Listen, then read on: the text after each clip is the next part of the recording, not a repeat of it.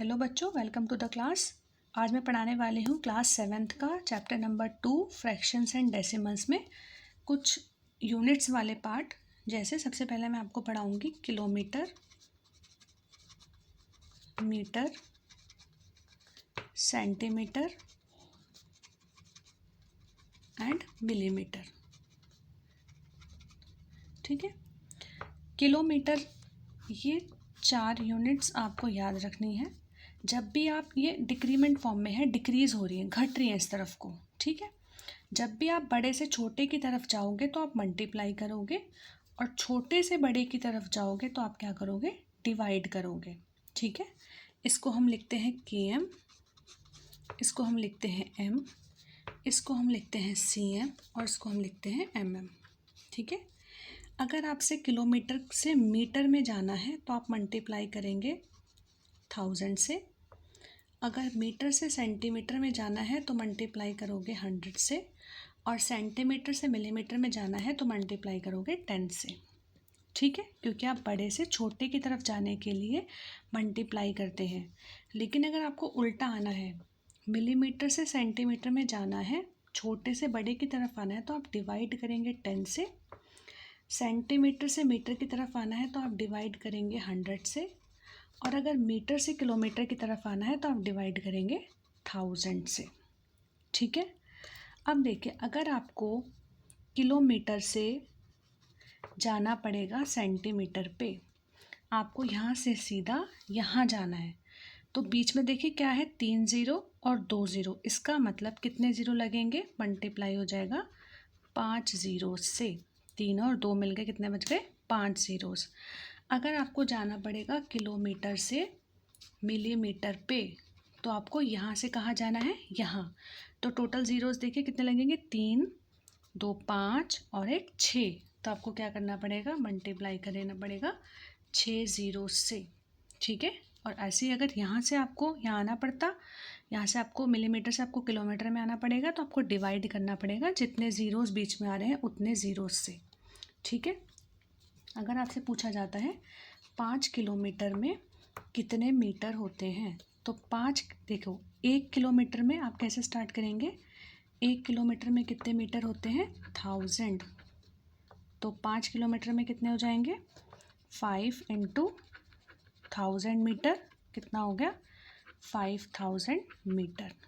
ठीक है, अगर आपके पास क्वेश्चन इस तरीके से आता है कि 15 सेंटीमीटर में कितने मिलीमीटर होंगे, तो आप क्या लिखेंगे, 1 सेंटीमीटर में कितने मिलीमीटर होते हैं, 1 सेंटीमीटर से मिलीमीटर में जाना है, बड़े से छोटे में जाना है, 10 मिलीमीटर।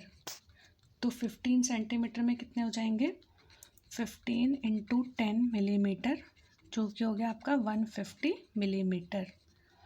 अगर क्वेश्चन ऐसे आएगा कि आपको 20 किलोमीटर में कितने मिलीमीटर होंगे, तो आप पहले क्या लिखेंगे, 1 किलोमीटर में कितने मिलीमीटर होंगे। किलोमीटर ये रहा और मिलीमीटर यहाँ पे है। किलोमीटर से मिलीमीटर के बीच में देखिए कितने ज़ीरो हैं, 3 और 2 5 और 1 6। तो कितने ज़ीरो से मल्टीप्लाई करना है, 1 2 3 4 5 6। इसका मतलब 20 किलोमीटर में कितने हो जाएंगे, 20 × 1 2 3 4 5 6। तो 2 के पीछे 6 और 1 7, 1 2 3 4 5 6 7, इतने मिलीमीटर होंगे। ठीक है, ये सबको समझ में आ गया। अब इसका हम उल्टा पार्ट करते हैं। अगर आपसे पूछा जाए कि 1 सेंटीमीटर में कितने मीटर होंगे, सेंटीमीटर या मीटर, अब आपको उल्टा चलना है। जब भी आप छोटे से बड़े की तरफ आएंगे तो मैंने क्या कहा था, आपको डिवाइड करना है। किससे डिवाइड हो रहा है, 100 से। तो आप क्या लिखेंगे, 1 सेंटीमीटर में 1/100 मीटर होते हैं। तो अगर आपसे पूछा जाए, देखो इसका आंसर कितना आ जाएगा, नीचे कितने हैं, 2 ज़ीरोज़ और ऊपर क्या है, 1। इसका मतलब 2 नंबर छोड़कर पॉइंट लगना है। तो एक तो था, दूसरा लगा दिया छोड़कर पॉइंट।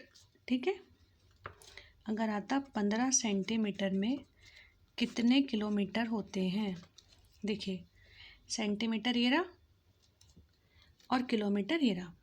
सेंटीमीटर से किलोमीटर जाना है, यहाँ से यहाँ जाना है। ज़ीरोस देखिए 2 और 3 5, और क्या होगा, डिवाइड होगा। तो आप लिखेंगे 1 सेंटीमीटर इज इक्वल टू 1/1 2 3 4 5, इतने किलोमीटर। ठीक है, तो इसका मतलब 15 सेंटीमीटर में 15 अपॉन कितने ज़ीरोस थे, 5, 1 2 3 4 5 किलोमीटर। अब देखो नीचे कितने ज़ीरो हैं, 1 2 3 4 5 ज़ीरोज़ है। आपको 5 नंबर्स छोड़ने हैं, फिर पॉइंट लगाना है। तो 2 नंबर तो हैं, कितने नंबर की ज़रूरत है, 3, 1 2 3, छोड़कर पॉइंट लगाना है। सबको ये बात समझ में आ गई। इसी तरीके से आप किलोग्राम और ग्राम वाले क्वेश्चंस कर सकते हैं।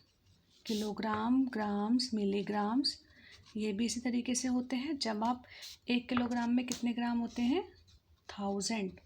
ठीक है, आपको 1000 से मल्टीप्लाई करना है। इस तरीके से अगर आप उल्टा जाएंगे तो आप क्या करेंगे, डिवाइड बाय 1000। रुपीज़ वाले क्वेश्चन आपको कैसे करने हैं, 1 रुपये में कितने पैसे होते हैं, 100 पैसे। ठीक है, 1 रुपये में कितने पैसे होते हैं, 100 पैसे।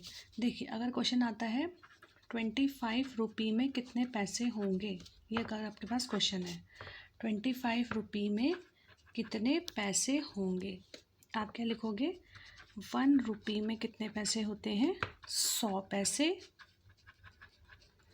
25 रुपये में कितने हो जाएंगे, 25 इंटू 100, क्योंकि बड़ा रुपये है, पैसे छोटा है, यहाँ से आ जा रहे हैं तो मल्टीप्लाई होगा। ये कितना हो जाएगा, 2500 पैसे। अगर उल्टा पूछूँ मैं कि 1000 पैसे में कितने रुपये होते हैं, उल्टा जाना है आपको, यहाँ से यहाँ जाना है। आप लिखोगे 1 पैसे में, 1 पैसे में डिवाइड कर रहे हो ना आप 100 से, 1/100 रुपये होते हैं।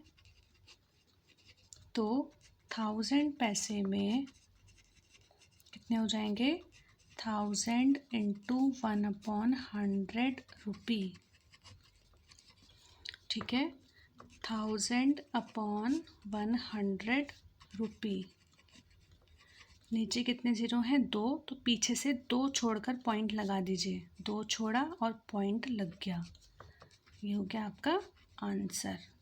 ठीक है, ये जो सारे मेजरमेंट वाले क्वेश्चंस हैं और यूनिट वाले क्वेश्चंस हैं, इसके आपके जो सेकंड चैप्टर है उसमें एक एक्सरसाइज है, आप उसके क्वेश्चंस कर सकते हैं। और ध्यान से आप इन सारे यूनिट्स को समझेंगे, मेजरमेंट्स को समझेंगे और सारे तरह के क्वेश्चंस करेंगे। बस आपको ध्यान क्या रखना है, आपको एक चार्ट ध्यान रखना है। ठीक है, जब भी आप बड़े से छोटे में जाएंगे तो आप मल्टीप्लाई करेंगे, आपको याद रखना है कि कितने ज़ीरो से आपको मल्टीप्लाई करना है। और जब आप छोटे से बड़े में आते हैं तो आपको डिवाइड करना है, और आपको ये याद रखना है कि कितने से आपको डिवाइड करना है। ठीक है, ये सारे क्वेश्चंस आप ध्यान से समझ लेना। और अगर आपने इससे पहले की वीडियोस नहीं देखी है तो आप सारी वीडियोस देख लेंगे।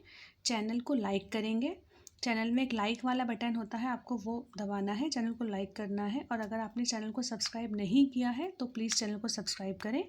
और इससे नेक्स्ट वीडियो में मैं आपको नेक्स्ट टॉपिक पढ़ाऊँगी, जो मैं आपको अगले दिन ही प्रोवाइड कर दूँगी क्लास। Thank you.